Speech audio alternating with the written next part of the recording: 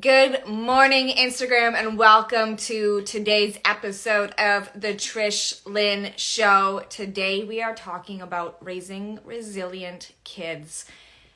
And I am so excited to dive into this topic because obviously I've shared a lot of my story, but now I get to maybe open up and share a bit about what my kids have experienced and what they have gone through. And when you guys jump on, say hi, let me know that you're here. We do have, if you didn't catch my stories, I just shared it. Coda is being a lot today. So she's going to probably be joining us on the camera, hitting the tripod, but you know, she gets to. I went to turn on the ring light and she thought, oh, mom's arm is down. Threw a head over me. You can see it in my stories after I did share it. Thank you. We are waiting for our guest to arrive and then we will get started. When you guys jump on, say hi, let me know that you are here. Give me some hearts. It does help push the show out through the algorithm. Give Coda some hearts if you don't want to give them to me, because she is very much joining in today and being a super needy, super wanting to be pet dog who does not quite understand that she can't just be pushy all the time. So I'm hoping that we can get started. Let's see. I know it takes, it takes a couple minutes to push us out sometimes and let everyone know that we are live. But I know our guest is also on because I was just talking to her. So it's just a matter of her catching up to see that we are on. There we go. See? Oh, no. Cancel. I don't know what just happened. I hit a whole bunch of buttons.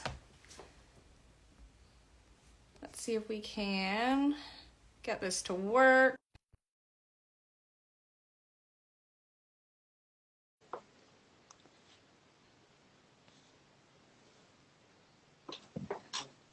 There we go.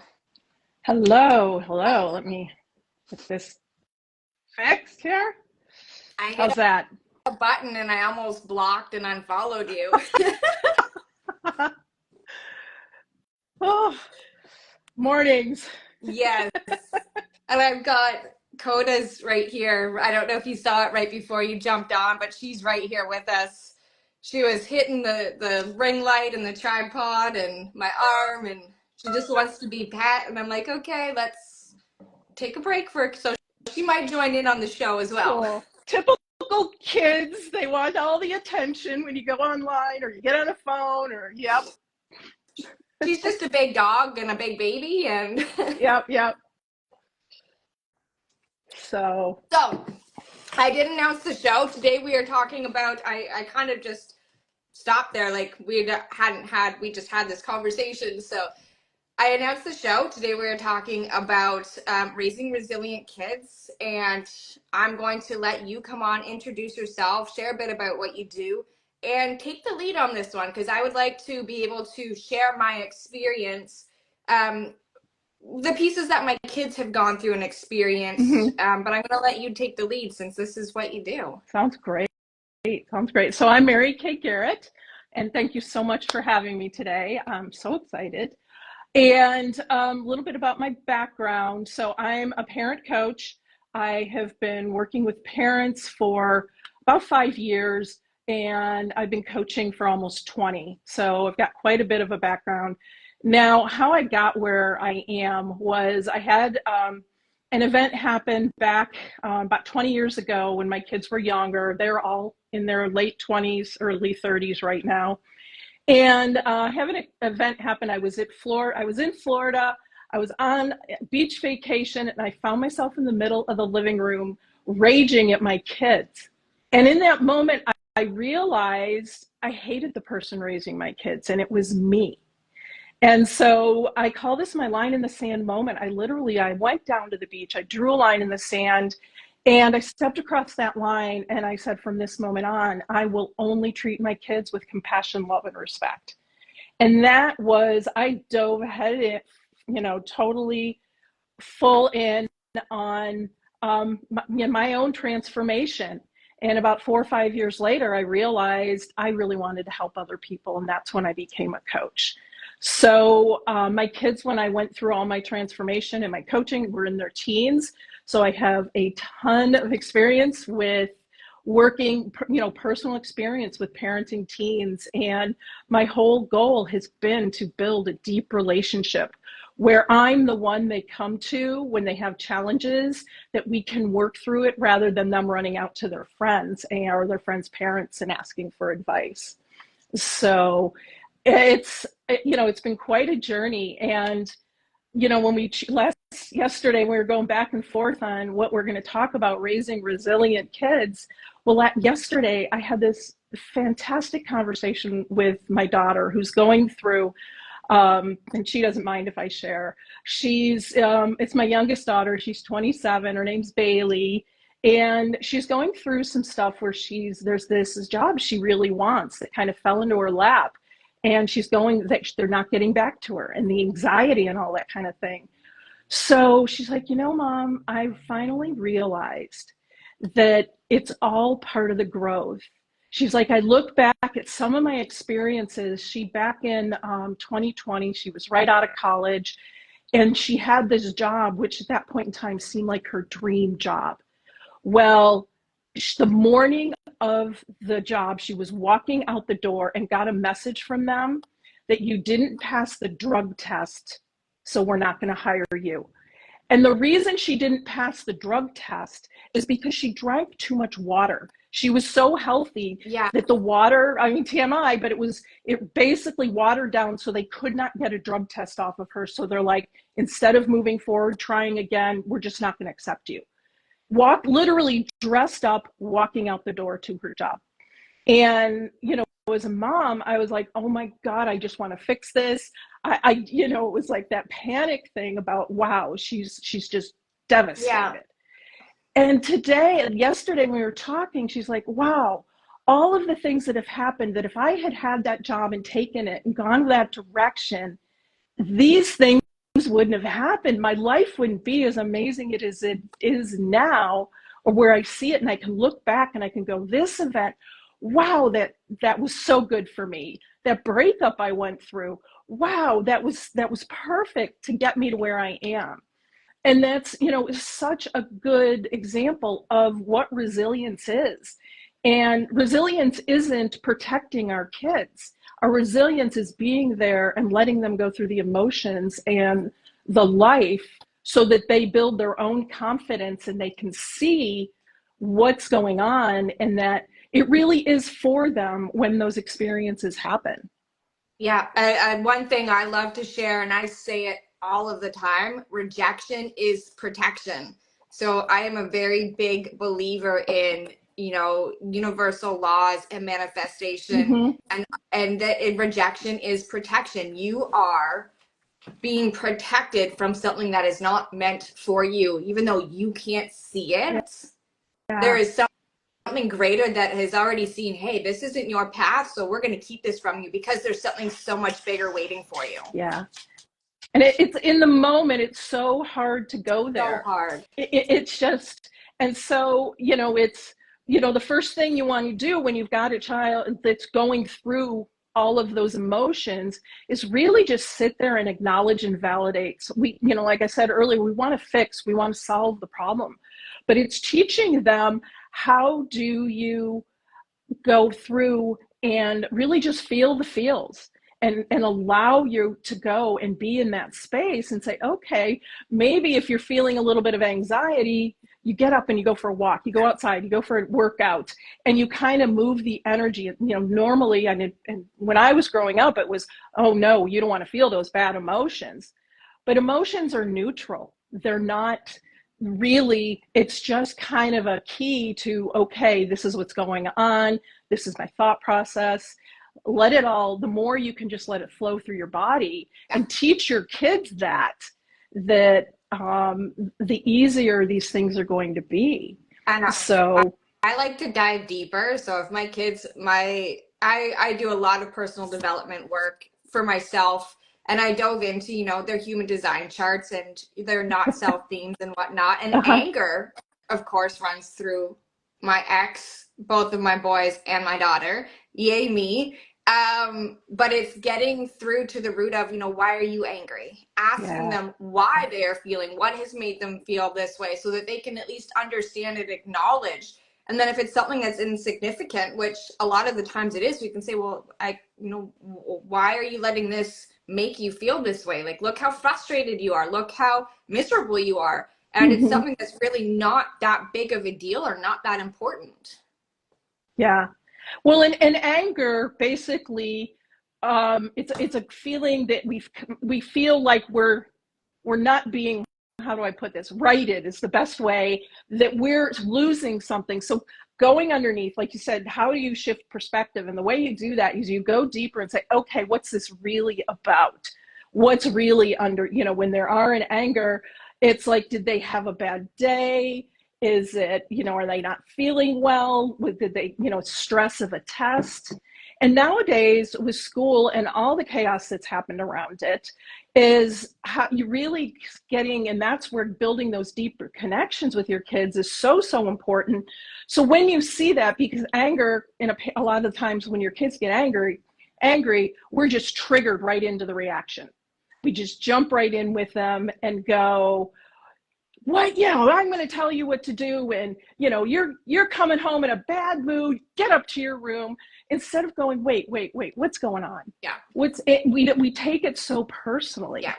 That when you let go of that it is, one of my favorite sayings is, what people say is about them, what you're hearing is about you.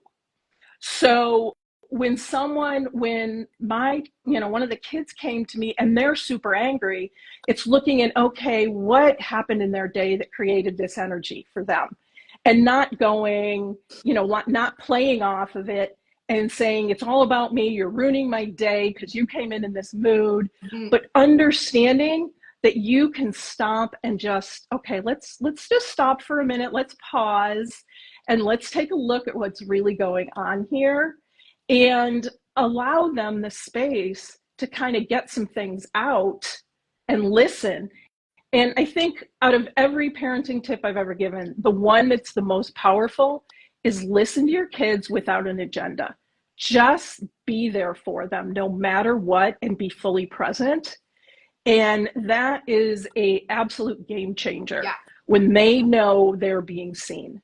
Yeah.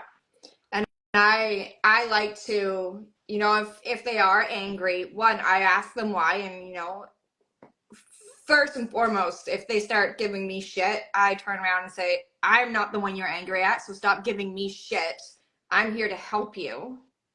And we go from there. And if they keep continuing on, it's like, get to your room until you're done, because this is not on me. This is you, and I don't need you to be taking it out on me, especially the oldest. Something as simple as a bad hair day and his hair not doing what he wants it to do. I'm at that fun age where my kid uses more hair products than I do. But it's still having that compassion. Okay, but I get your hair isn't working the way you want it to, but there's nothing you can do about it. Yeah. So don't let it put you in this mood and let it ruin your day. And just being able to shift, show them a different perspective and show them, a different way of seeing things. Yeah. And that's where we come in. When I work with my parents, it really is all about, it's become the person you want raising your kids. So being that role model, so that, when you have a bad day or you're in traffic and the guy cuts you off, you're not the one sitting there swearing and upset, saying, hey, you know what? You're shifting perspective, and the way you bring out the energy will also, it entrains, basically. So if you're going to entrain to positive energy or you're going to entrain to negative energy, which one do you want to go for? Because those create, and that's like a perfect example, the way we respond to things, or I'm going to take that one back, because it's not a response, it's a reaction. The way we react to things is a chemical process that's created in our brain. So if we can start at such an early age to show them, hey, we don't need to react, we get to respond, and we get to decide how we are responding to these situations. We get to Yeah. chemically, not rewire their brains, I guess, at such a young age as it is as we're older, trying to move through that and Yeah. change how we are responding versus reacting, but get to have them have those chemical responses wired differently than, say, we did, and the Yeah. work that we have to go through.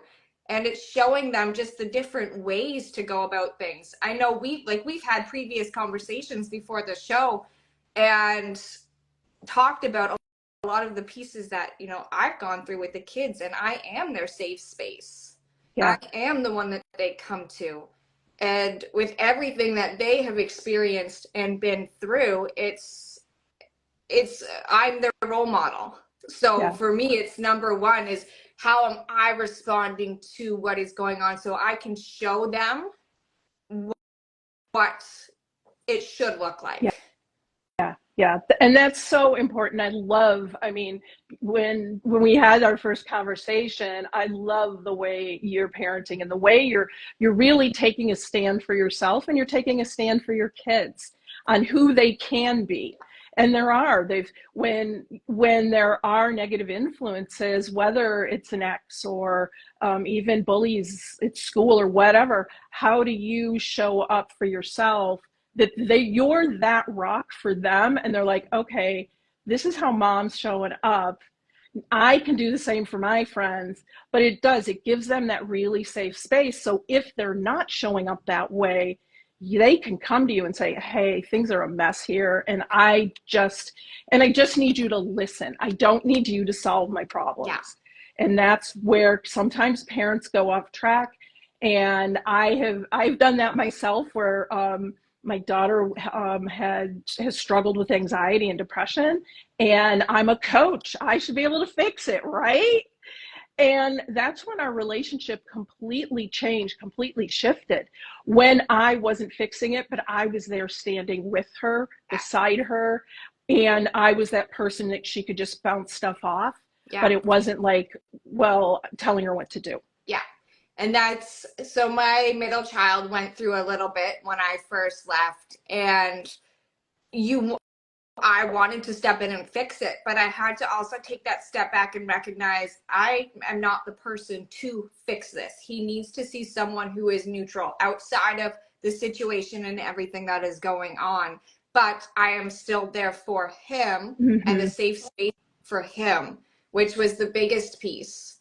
And I Yeah. mean, I've been that for all of my children, obviously, because why you just said bullying, and I instantly thought back to something last year. My oldest he wasn't bullied, but he had a guy actually threaten his life, and Wow. my ex's reaction and my reaction were two totally different reactions. And I finally said to him, because he wasn't at my house, and I said, well, what does the girlfriend think? So my ex has a girlfriend now. He's moved on. She's living there. And I said, go talk with her.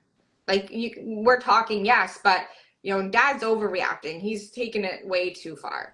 I'm like, Mm-hmm. that's not the way that this should be going. I can't even get into the details of it because the police were actually involved. But Oh I said, boy. yeah, I said, go talk to her and see what she thinks, because her and I think very similarly. We're level headed. We Mm-hmm. don't just blow a gasket and go off the deep end. We're both more level headed. So it Yeah. was Yeah.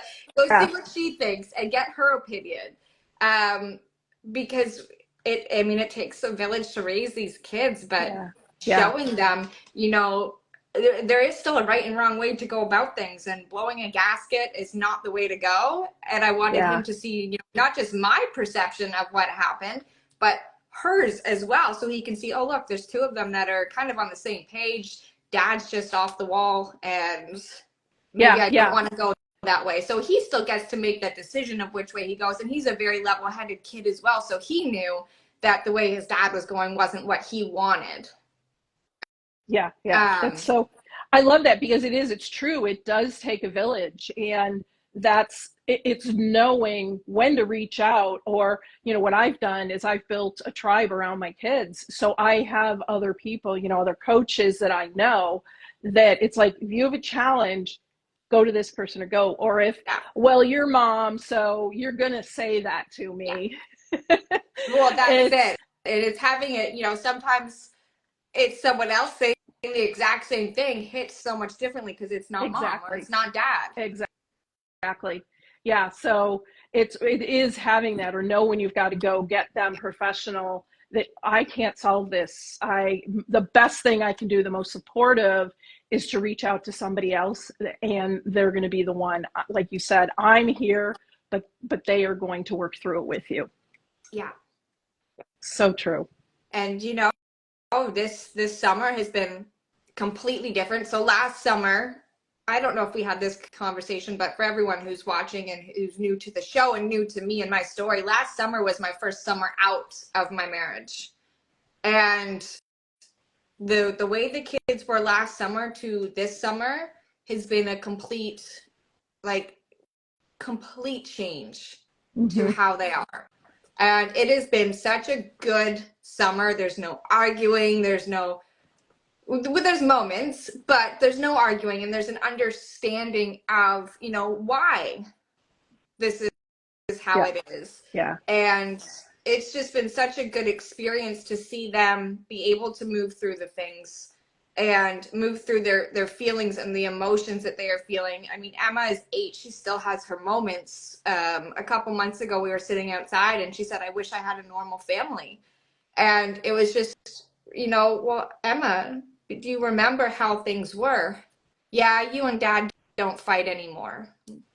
So in her Yeah. mind, it's just, those little reminders of how things were and why I left. And it's as simple as mom and dad don't fight anymore for her. But for my oldest, he sees things a lot differently. He remembers a lot more.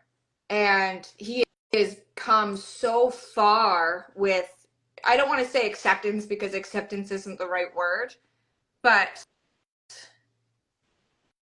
the respect that he has towards me and the decisions I've made and the things I've managed to do on my own. Oh, I think we lost you for a second.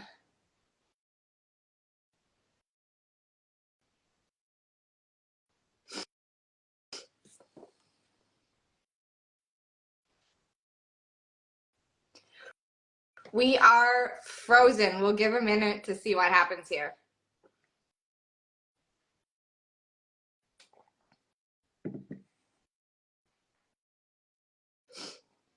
For anyone who is watching right now, if any of this resonates or if there's any part of the story or a story that you would like to share, I would love to hear in the comments to keep this conversation going. And hopefully we can come back and unfreeze.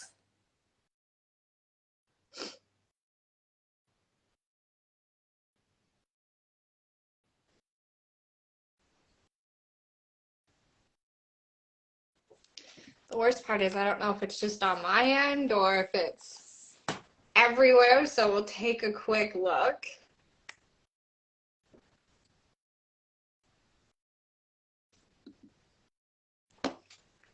Maybe.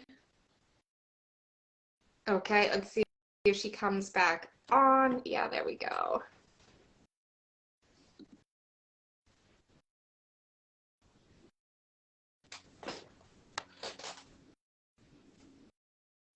There we go. Oh my gosh, I don't know what happened. That's okay. I'm like, I don't know if this is just on my end or if it's all over or what's going on. So we'll wait a minute. I tried to pull it up on my computer and it was not coming up. That was so weird. So weird. All right. Where were we Back. at? You were sharing how much the difference between Yes. the energy between last year and this year. Yeah. It has been just completely different energy, completely different space, which has been so good. Well, and it's a lot of what I do is work with the levels of energy. and really understanding. So my parenting levels of energy, there are 5 levels that I walk parents through. The bottom 2 are what I call catabolic. They're destructive energy. And Okay. then the top 3 are anabolic. They're building, supportive, success-driven energies. So my lowest level is the overwhelmed parent, and they're just in chaos. They can't make a decision. They feel like life is just happening to them, and it's, I can never do anything right. Their kids kind of walk all over them because they just can't make a decision. Yeah. The next level is the authoritarian parent, and they're the type of parent that's always angry and blaming and sound familiar? Yeah.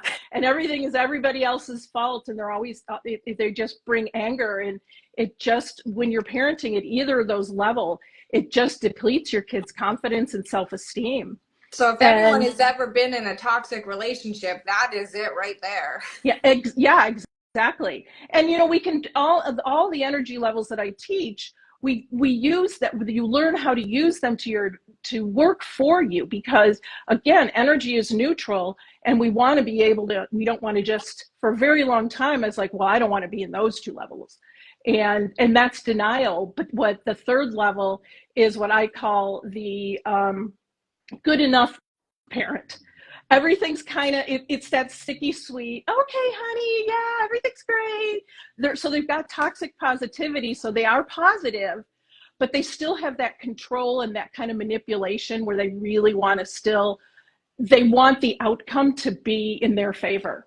So they do some of the helicopter parenting or the manipulation type things to get their kids to do what they want.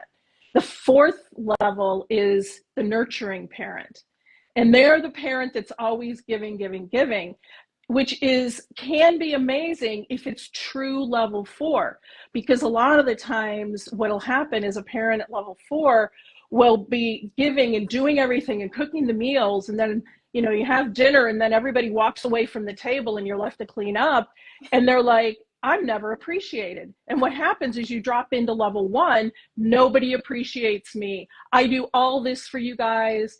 So pure level 4 would be, you know what, I'm doing this because this is my part in the family, and that's just who I am. And the level I work with my parents to get to is the empowered parent. And the empowered parent is where you create a win-win with your family. So you're in the ebbs and the flows. You're letting your kids make their decisions. And when it's something that doesn't work out, you go and you use it as a learning experience. Like, great, it didn't work out. Now let's look at this. What worked? What worked for you? What didn't work? What did you learn? What are you proud of yourself for as you went through this situation? And that's where you're going to build resilience, when you can start looking at those things as learning experiences rather than, things just went crazy. And when you can do that, and even if things are really messed up, and you start looking back and like, wow, that was a pretty wild situation, and this is what I got out of it. And that's where you start building growth. So for a parent, what we do is we're the role model. So we start doing that in our own situations, as opposed to keeping things away. I know when I was growing up, the kids never knew anything about what was going on, but that's where they learn. The more honest, authentic, vulnerable you can be with your kids, which seems like that's exactly who you've been, it shows them that you've got the strength to make it through, and you're learning from it, and you get to they can start doing that as well. And like, I don't keep things from them, but I also don't talk bad of their dad at all. Mm-hmm. If they've been through something, it's now more so my oldest that's noticing things and experiencing things, and I will let him share his experience with me, and then I will share my experience without talking bad. But my experience is one that he remembers. So it's saying, you remember when this is why I did this, because dad was doing the same thing to me, and just putting it in a way that he can understand and not feel alone, without talking bad. Whereas, when I first left, before I even left, my ex went and told the kids I cheated on him. He went and talked so many bad things about me. Even in the first 6 months of leaving, so many bad things, nothing good to say. And that's not fair to the kids either, because they No. pick up these little things. And I'm still sitting there, and everyone's, how do you not say anything bad? Because it's not he's still their dad. Yeah. As bad as he was to me, he's still their dad, and he's still the man that they look up to because he is their father. Right. But Right. as they start to pick up on things and recognize things, my middle child is starting as well, and he has his own moments, and we could maybe discuss that, and you can give me some tips there, and anyone who kind of resonates with it might be able to take it moving forward as well. But where was I going with this? Hold on, I lost my train of thought. I don't even remember what I was saying. So, okay. With your middle one, he's starting. Where is he starting to go with? How does he think of his dad? And is he still talking bad about you? So he's not anymore, but he's got the girlfriend. She's moved in. He's moved on, which is a big stepping stone for me because it's allowed me my space and my peace. Now, when I start dating again, that could very much change because he's already said he appreciates how good I have been with her coming around because she's at all of the kids' sports and everything. Everything. Wow. And he's appreciated that. I'm like, well, I don't have the energy for that. Like, yeah, you're her problem now, not mine. But he said when I start dating, he's not going to have an easy time with it. So steps could still come around. Now, my middle child, and this is what happened last year, I was seeing someone, and with all the shit talking, my middle child gave us the hardest time. We aren't together anymore. A lot of it had to do with that. But even now, recently I said, mom's going to start dating again. And he started crying. Yeah. Or we went away for March break and he was giving me a really hard time. It's like he is still really struggling to process his emotions and how he is feeling, to the point he gets angry and then starts crying. And then he's extremely remorseful. Yeah. And he does say sorry. I'm like, Bud, I understand you're sorry, but you keep repeating the same thing, and your apology starts to mean nothing.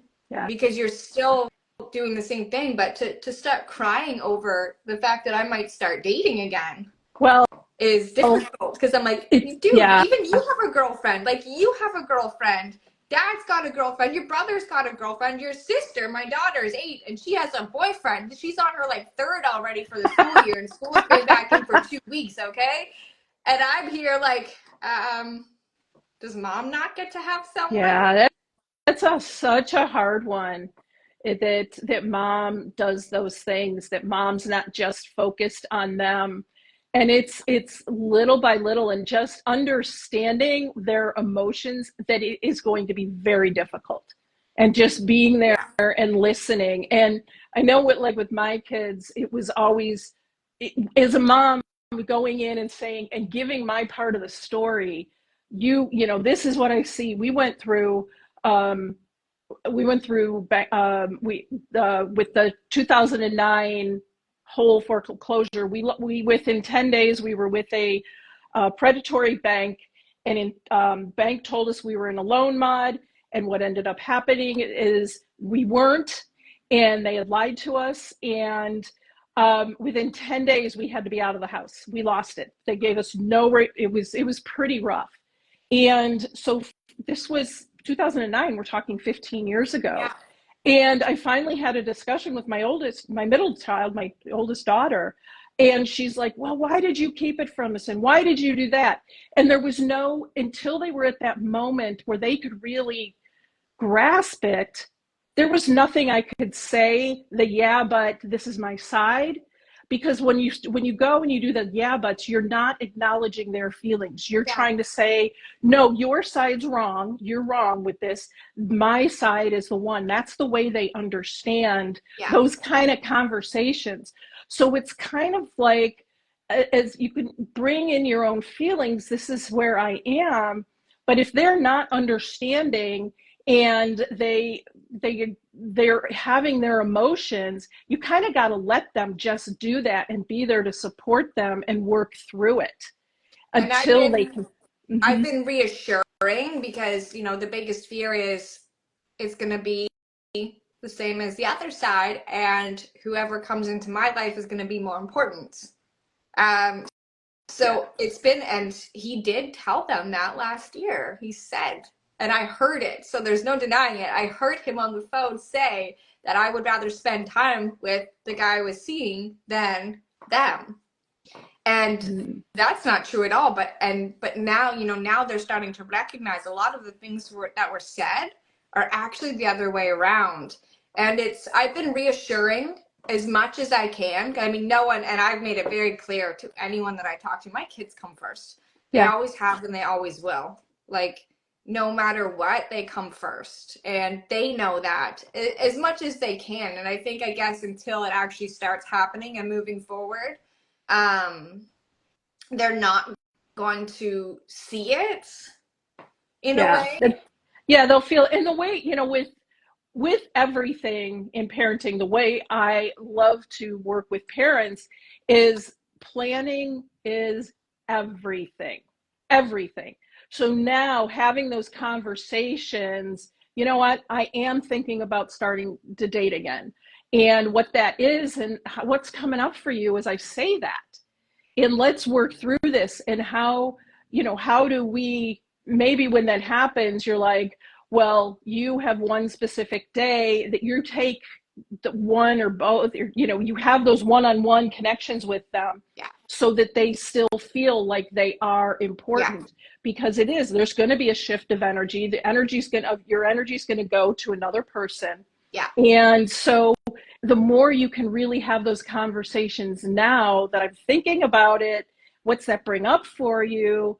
And start planning out when this happens, this is what I want to put in place so you're still important. Yeah.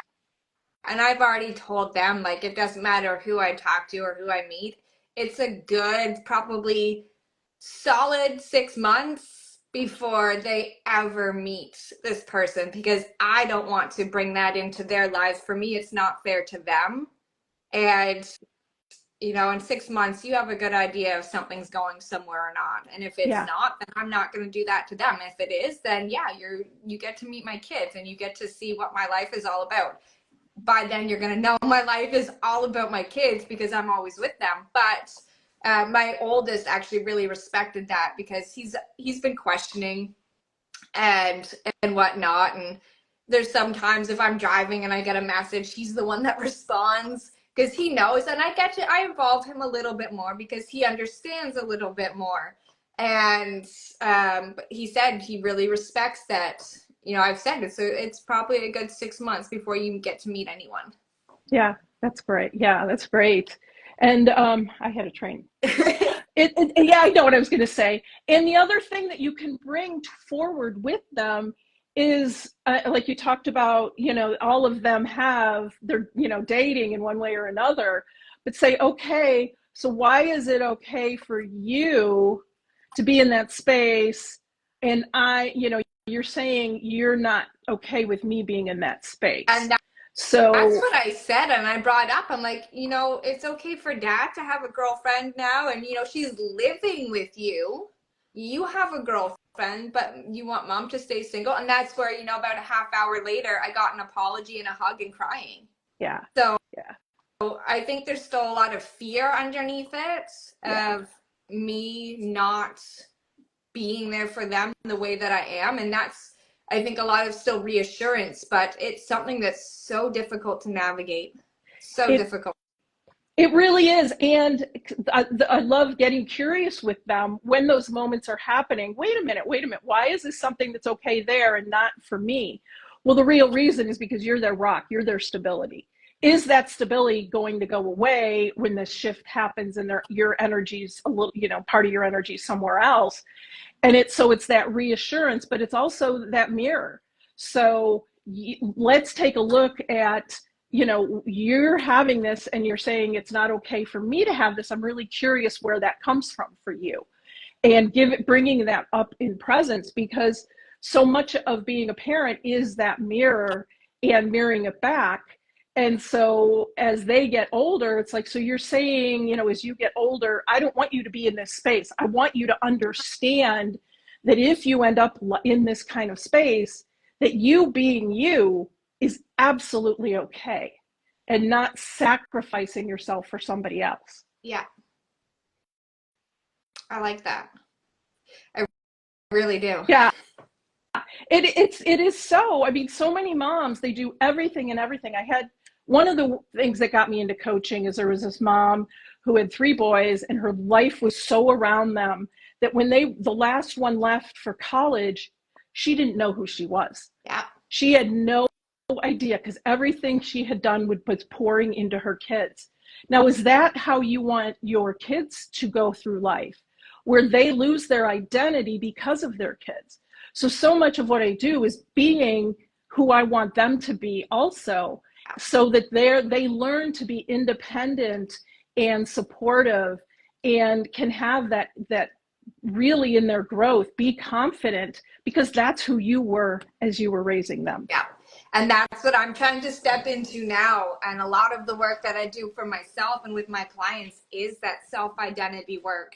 So being, you know, not only conscious of it for myself, you know, after the toxic relationship, you are left as a shell. You're not who you were before the relationship.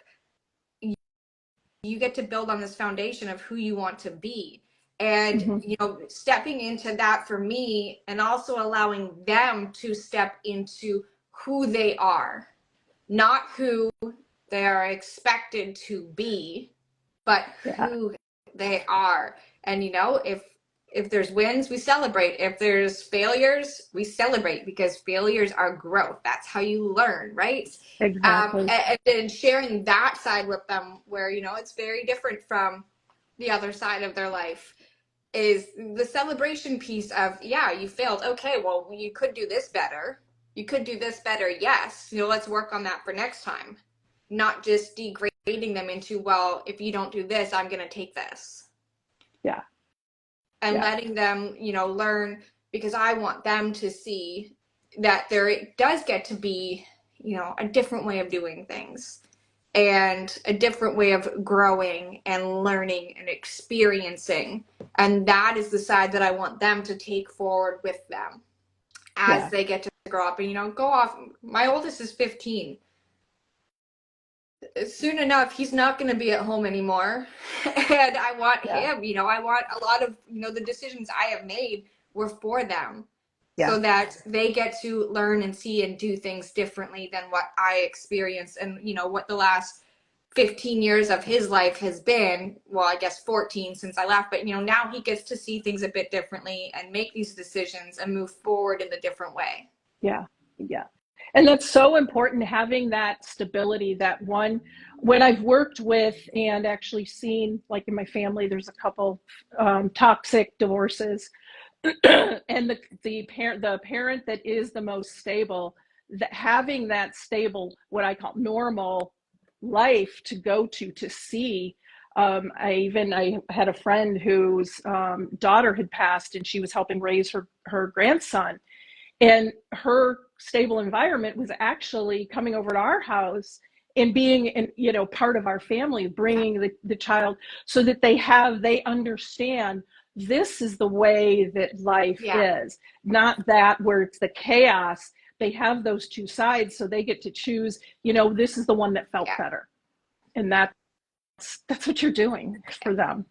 And I'm going to keep running us up the time here. So I'll kind of close with this, but it's been showing them as well, you know, they sleep a lot more when they are here.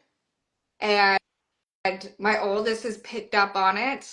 And I had to explain to him, like, this is your nervous system needing the rest because of, and, you know, I'll relate back to an experience, because every week it seems to be something. And I'm like, dude, it's okay. Because he gets upset when he's not up first thing in the morning. I'm like, you need the sleep. Your body needs the rest.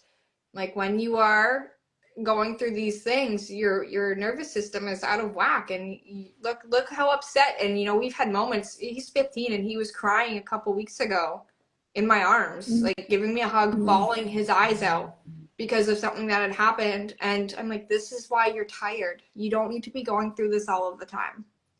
So Yeah. being that understanding and, you know, explaining and safe space for him, I mean, for all of them is important to me, but for him now that he is starting to pick up on so many things. Yeah, yeah. That's so, well, and it's so amazing that you have become that for him.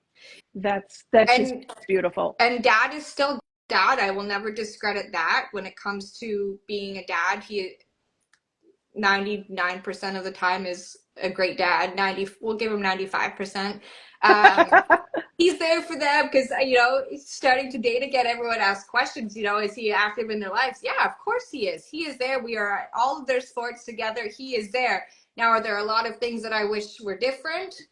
100%. But he is active and he's always going to be there for them. But it's still showing them, you know, the behavioral side of things Yeah, and what gets to be different, what gets to be safe, and how you're feeling and why you're feeling the way you're feeling. yeah, And, you know, without talking bad, because I'm not going to sit and talk bad about him, but I'm going to sit and share what I can so they understand why. Because yeah, it took me 16 years to understand why. It took me yeah, 16 years to understand what I was going through. And if I can explain it to them, they get to make their decisions. yeah.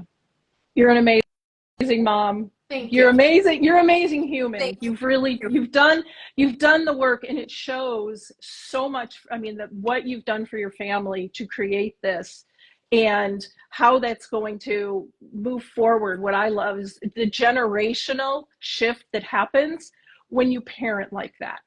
Who they're going to be as parents and as adults, and now getting to see that with my kids, it's like, wow, this was so worth it. And it's a lot of work. It's not easy to go in and be really honest with yourself and see these pieces of yourself. And then to actually put them into practice. These are the results, because when I talked to you last time, things were still pretty chaotic. Yeah. And it's what a shift you've had in the last, month or 6 weeks over the summer is just, it's just beautiful. Thank you. That's what I said. The summer has been such a complete change. I'm moving back towards their dad in 3 weeks now. Wow. So that, you know, I miss in the school year, my boys are there because that's where they're choosing to go to school. And my daughter's here with me. And it's been that decision, like, I'm going to move back. We're going to go back to 50-50 between sports and everything else. It was so much driving. Yeah. That was chaos in itself.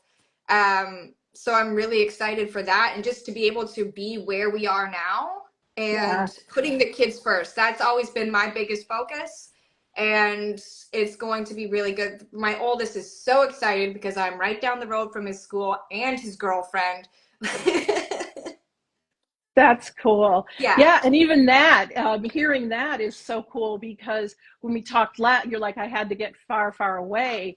What you've done is you've built up your strength. You're Yes. strong enough that coming at you it's not an issue yet. And that's, again, a testament to all the work you've Thank done. you.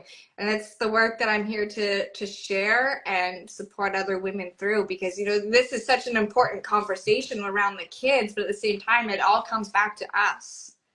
Yeah. And It's all about us, and it's not about yeah, us.